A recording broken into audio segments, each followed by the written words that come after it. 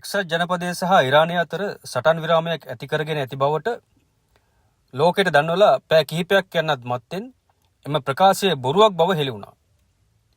ඒ වචන වලින් නෙමෙයි බෝම්බ වලින්ම.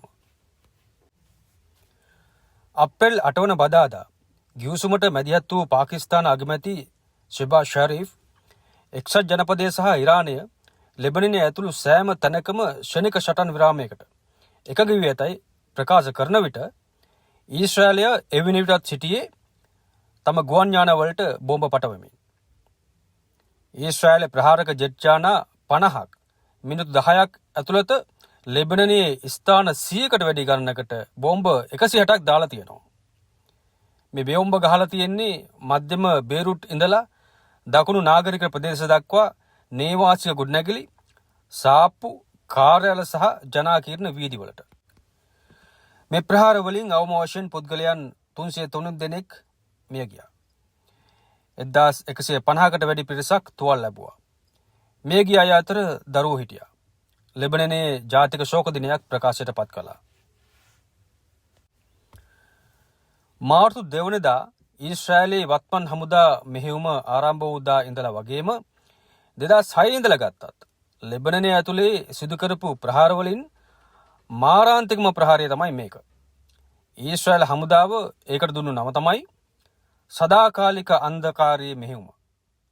මෙම යුද්ධයේ ස්වභාවය පිළිබඳව ඔබ දැනගත යුතු සියල්ල මේ නමින්ම කියාපානවා. සිදුවලා තියෙන්නේ කුමක්දයි අපි නිශ්චිත කරගත යුතුයි. අඟහරුවාදා සවස පාකිස්තාන අගමැති සටන් විරාමය නිවේදනය කළා. ඔහුගේ ප්‍රකාශය නිශ්චිතයි. ඔහු කිව්වේ සටන් විරාමය ලෙබනනය සහ වෙනත් තැන්වල ඇතුළුව සෑම තැනකම වහාම ක්‍රියාත්මක පරිදි ක්‍රියාත්මක බව. පැය කීපයක් ඇතුළත කතා වෙනස් වුණා. ට්‍රම්ප් සහ නෙතන්යාහු ප්‍රකාශ කළේ ගිවිසුමට ලෙබනනය ඇතුළත් නොවන බව. ඊශ්‍රායල ප්‍රහාර වලින් ලෙබනන් සිවිල් වැසියන් සිය ගණනක් ඝාතනය කිරීම ට්‍රම්ප් වෙනම ගැටුමක් කියලා හඳුනලා ගසලා දැම්මා. වොෂින්ටනය තමන්ගේ මැද පෙරදිග ප්‍රොක්සි එක, ඒ කියන්නේ ඊශ්‍රායලය හරහා ගිවිසුම උල්ලංඝනය කළා කියලා ඉරාන පාර්ලිමේන්තු කතානායකවරයා ඇමරිකාවට චෝදනා කළා. හිස්බුල්ලාවරු මේ ප්‍රහාර අහිංසක සිවිල් වැසියන්ට එරෙහි යුද අපරාධ ලෙස හැඳින්වුවා. ඒ වගේම සටන් විරාමයට ලෙබනනයේද ඇතුළත් කර ඇති බවට ඔවුන්ගේ අවබෝධය සඳහන් කළා. නෙතන්යාහු ඔහුගේ පැත්තෙන් සියලු මෝපෑම් අතහැරලා දැම්මා. යුද්ධයේදී ඊශ්‍රායලයට තවමත් සම්පූර්ණ කිරීමට ඉලක්ක තියෙන බවත්, එකගතාවයකින් නැත්නම් ප්‍රහාර නැවත ආරම්භ කිරීමෙන් හෝ තමන්ගේ අරමුණු සාක්ෂාත් කරගන්න බව ඔහු ප්‍රසිද්ධියේ කිව්වා. සටන් විරාමය හුදෙක් අපගේ සියලු අරමුණු සාක්ෂාත් කර ගැනීමේ මාවතේ ස්ථානයක් විතරක් බව ඔහු කිව්වා. ඊශ්‍රායලය ඕනෑම අවශ්‍ය මොහොතක නැවත සටන් කිරීමට සූදානම් බව ඔහු නිවේදනය කළා. වෝල් ස්ට්‍රීට් ජර්නලය වාර්තා කළේ ඊශ්‍රායලයට සටන් විරාම ගිවිසුම ගැන දැනුම් දීලා තිබුණේ ප්‍රමාද වෙලා බවත්, ඔවුන් ගිවිසුම ගැන සතුටු නොවන බවත්. ඊශ්‍රායලය ලෙබනනයේ ඇතුලේ ජනසංහාරය දියත් කළේ හරියටම සටන් විරාමයේ කඩාකප්පල් කිරීමට බවත්, ඒක හිම කළේ එක්සත් ජනපද දේශපාලන සංස්ථාපිතය ඇතුලේ බලවත් කණ්ඩායම්වල සහාය ඇතිව බවත් නිගමනය කිරීමට සෑම හේතුවක්ම තියෙනවා. මේ සටන් විරාමය කියන්නේ සාමයක් නෙවෙයි.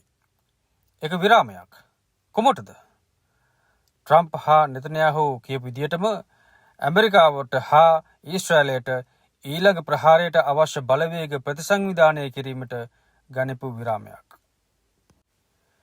භූදේශපාලනය කියන වියුක්තකරණයට මිනිස් ජීවිතවලට සැබවින්ම සිදුවන්නේ කුමක්ද කියන එක වසන් කිරීමට අපි ඉඩ නොදිය යුතුයි. පෙබරවාරි 28 වෙනි දින ඉඳලා ඉරානයට එරෙහිව කරපු එක්සත් ජනපද බෝම්බ හෙළීමේ එපික් ෆියුරි මෙහෙයුම සිවිල් වැසියන් 1701ක් ඇතුළුව අවම වශයෙන් පුද්ගලයන් 3636ක් මරලා දාලා තියෙනවා කියලා මානව හිමිකම් ක්‍රියාකාරීන්ගේ ප්‍රවෘත්ති ඒජන්සිය Human Rights Activists News Agency පවසනවා. මිලියන ගණනක් අවතන් වෙලා ඉන්නවා. මේ සති 5ක යුද මෙහෙයුමට ඇමරිකානු බදු ගෙවන ජනතාවගේ බදු මුදල් වලින් අවම වශයෙන් ඩොලර් බිලියන 45ක් වැය වෙලා තියෙනවා. මේ සැරේ ඊශ්‍රායලයේ ලෙබනනට ප්‍රහාර එල්ල කිරීම පටන්ගත්තු මාර්තු 2 වෙනිදා ඉඳලා ආසන්න වශයෙන් පුද්ගලයන් 1740ක් මිය ගිහින් තියෙනවා. ඒ වගේම මිලියනයකට ආසන්න සංඛ්‍යාවක් අවතන් වෙලා තියෙනවා. ගාසා තීරයේ 2023 ඔක්තෝබර් මාසයේ ඉඳලා සාමාන්‍ය පලස්තීනුවන් 72000කට වැඩි පිරිසක් ඝාතනය කරලා තියෙනවා. ඒ භූමියේ තිබුණු රෝහල්, විශ්වවිද්‍යාල වගේම අනෙකුත් සෑම සිවිල් යටිතල පහසුකමක්ම ක්‍රමානුකූලව විනාශ කරලා තියෙනවා. ගාසා තීරය, බටහිර යුර, ලෙබනනය, සිරියාව, යේමනය වගේම ඉරානය පුරා මුළු මරණ සංඛ්‍යාව දසදහස ඒවා කිහිප ගුණයක් දක්වා ඉහළ යනවා. මේක කොලටරල් ඩැමේජ්, ඒ කියන්නේ ආනුෂංගික හානි නෙවෙයි. මේක අධිරාජ්‍යවාදය වගේම එහි ආධාරය ලැබපු සයන්වාදය විසින් සමස්ත සමාජයන්ම හිතාමතාම ක්‍රමානුකූලව විනාශ කිරීමක්. ඒක ඔවුන්ට යුද්ධ මාදිලියක්, මොඩෙල් එකක්. බදාදා ලෙබනනයේ සිදු කරපු සංහාරය ගාසා තීරයේ ජනසංහාරය කරපු රටාවම අනුගමනය කිරීමක්. ඒ කියන්නේ ජනාකීර්ණ සිවිල් ප්‍රදේශවලට පහර දීම, අවමංගල්‍ය රැස්වීම් වලට පහර දීම, පාලම්, යටිතල පහසුකම් සහ මායිම් ගම්මාන විනාශ කිරීම, ඒ හරහා සමුල වශයෙන් ජනතාව අවතන් කිරීම වගේ ක්‍රියාකාරකම්. නැගෙනහිර ලෙබනනයේ ස්මෙස්ටර් ගම්මානයේ අවමංගල්‍ය ස්ථෝයකට එල්ල වූ එක් ප්‍රහාරයකින් පුද්ගලයන් 10 දෙනෙකු මිය ගියා. දැන් අපි ඇමරිකානු පාලක පන්තිය ඇතුලේ කතා වෙන දේ වෙත හැරෙමු. මොකද ඒක ඇමරිකාව ඇතුලේ ක්‍රියාත්මක වන සැබෑ ගතිකයන් හෙළි කරනවා. ඉරානයට එල්ල කරපු ප්‍රහාරය අපරාධයක්ද යන්න ගැන එක්සත් ජනපද ආයතනික මාධ්‍ය සහ දේශපාලන සංස්ථාපිතය විවාද කරන්නේ නැහැ. ලෙබනනයේ සමූල ඝාතනය යුද අපරාධයක්ද යන්න පිළිබඳව ඔවුන් විවාද කරන්නේ නැහැ.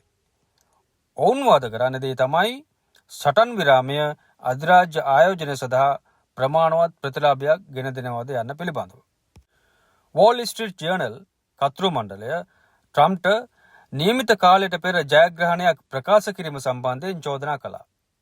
ඔවුන් ට්‍රම්ප්ට උපදෙස් දුන්නේ ඉරානය එහි සුපුරුදු සෙල්ලම්, its usual games, ඒවා යෙදෙන්නේ නම් වැඩේ අවසන් කරන්න, finish the job කියලා. වොෂින්ටන් පෝස්ට් නරක ගිවිසුමක් නොමැතිකමට වඩා නරකයි කියලා අනතුරු ඇඟෙව්වා. ඔවුන් තර්ක කළේ ඉරානයේ ඉලක්කය හැකිතාක්කල් සාකච්ඡා සඳහා කල් ගැනීම වෙන්න පුළුවන් කියලා කිව්වා. මේ සියලු දෙනාගේ විරෝධය තියෙන්නේ යුද්ධයට නෙමෙයි.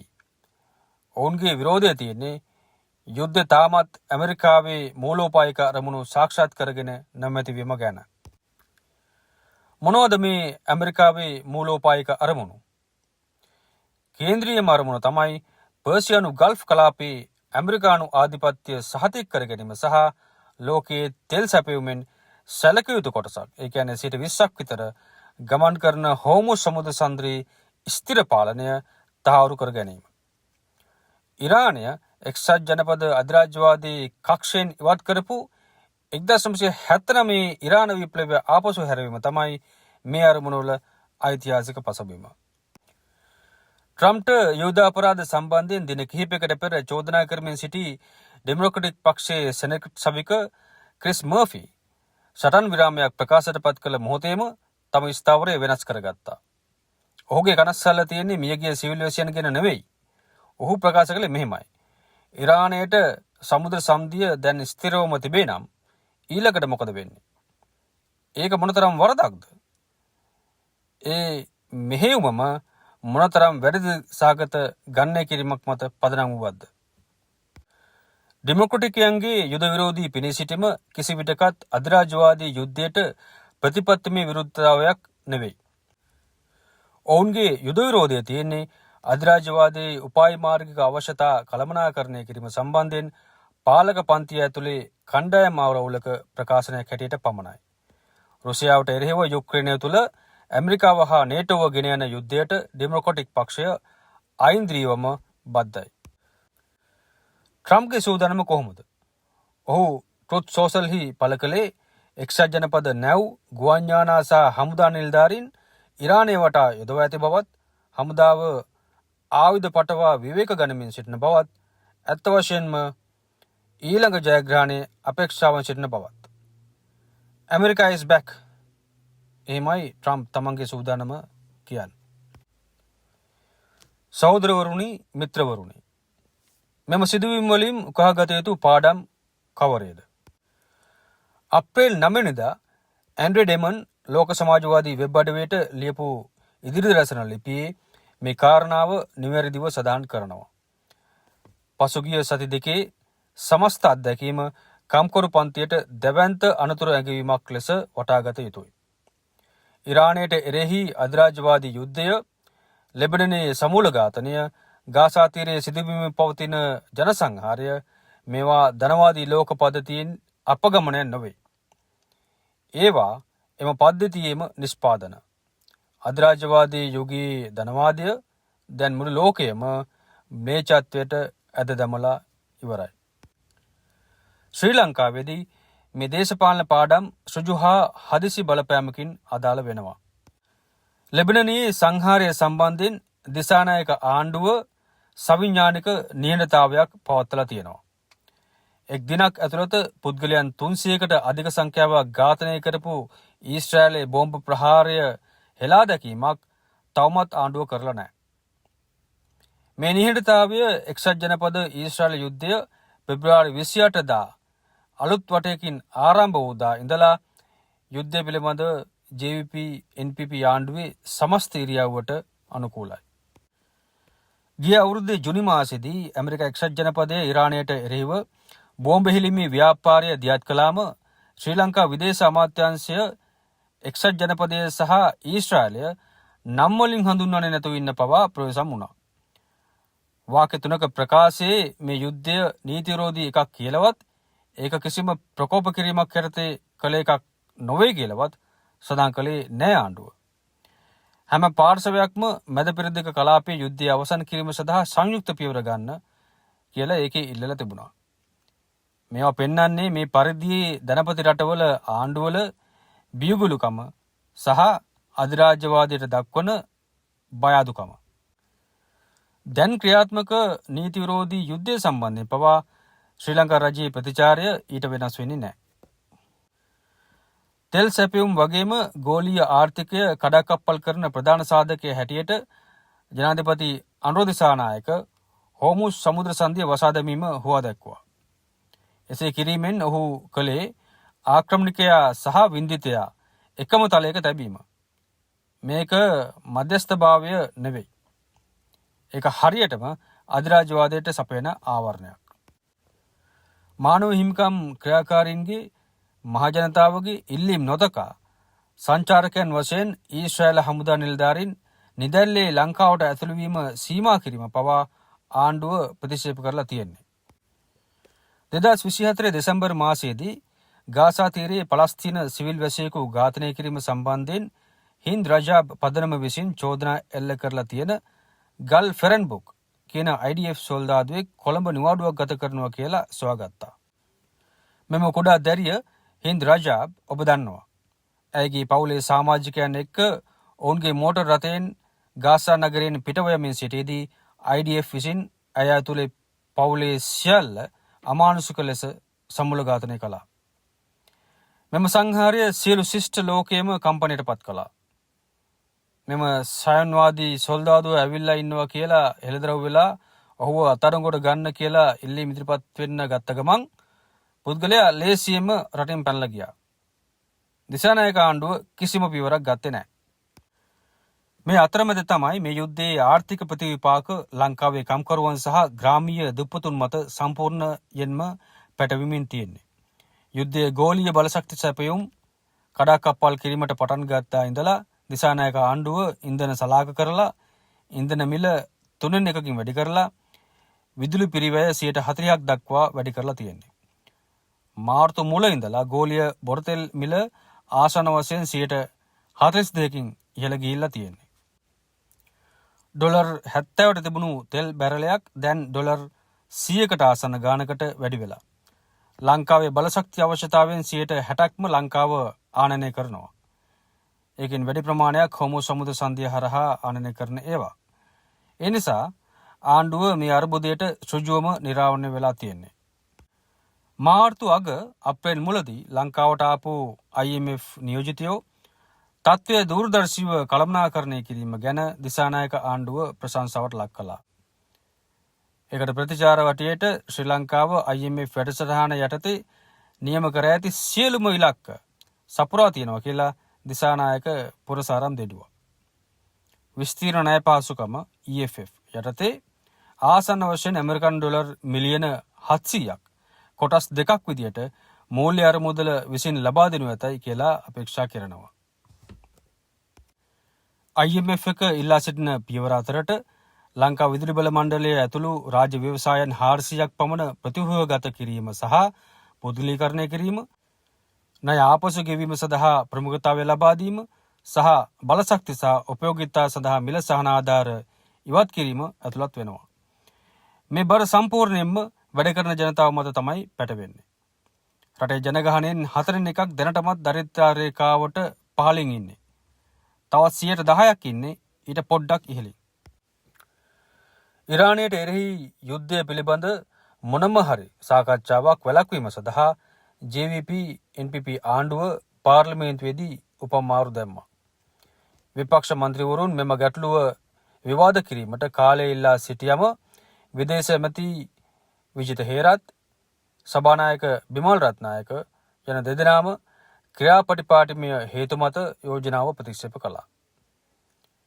දශක ගණනාවක් තිස්සේ JVP එක අධිරාජ්‍යවාදයට එරෙහි කියලා තමයි කැමර දුන්නේ.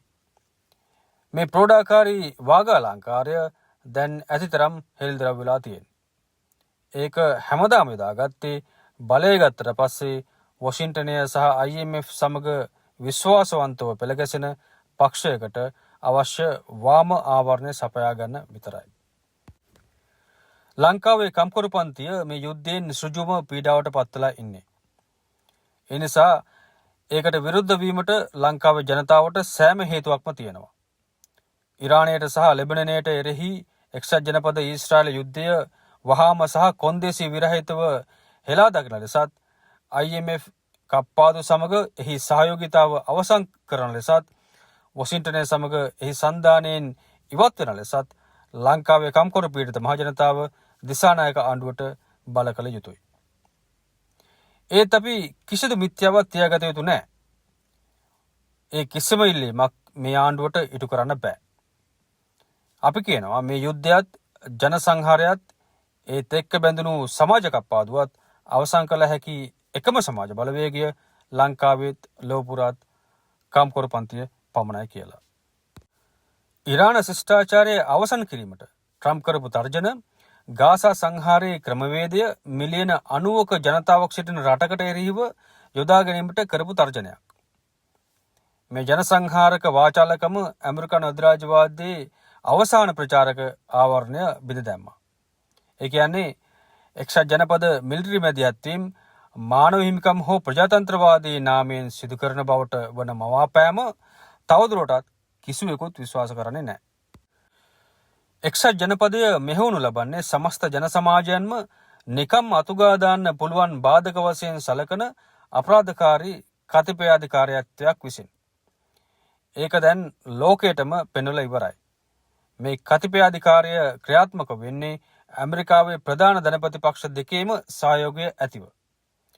ට්‍රම්ප් එක්ක තියෙන උපායශීලී ආරවුල් කුමක් වුවත් ඩෙමොක්‍රටික් පක්ෂය එකම මූලික අරමුණු ඒ කියන්නේ මැද පෙරදිග ඇමරිකානු අධිපත්‍යය තහවුරු කිරීම කියන එක වෙනුවෙන් වැඩ කරනවා.